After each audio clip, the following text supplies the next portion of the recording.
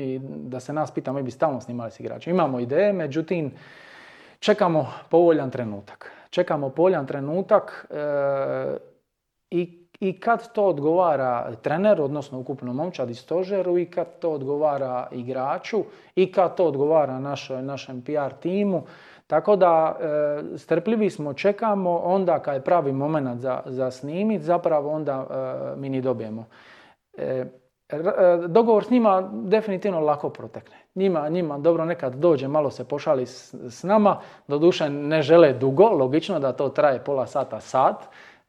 To je evidentno da im padne koncentracija i samo je želja za ići kući, što je razumljivo, jer često mi kad snimamo nakon treninga, onda oni već malo su istrošeni i vrijeme je ručka, nije lako s te strane.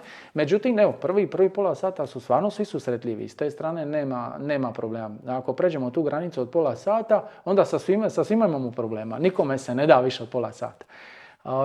Što se tiče igrača ponaosob, pa mislim da je primjetno da je Krovinović dosta razgovorljiv, da je tu uvijek Meljnjak nama na dispoziciji, šta god treba. Šarlija je jako zabavan i ovo sad baš ističe na oni koji nas znaju itekako dobro nasmijati, mada su svi oni super s nama.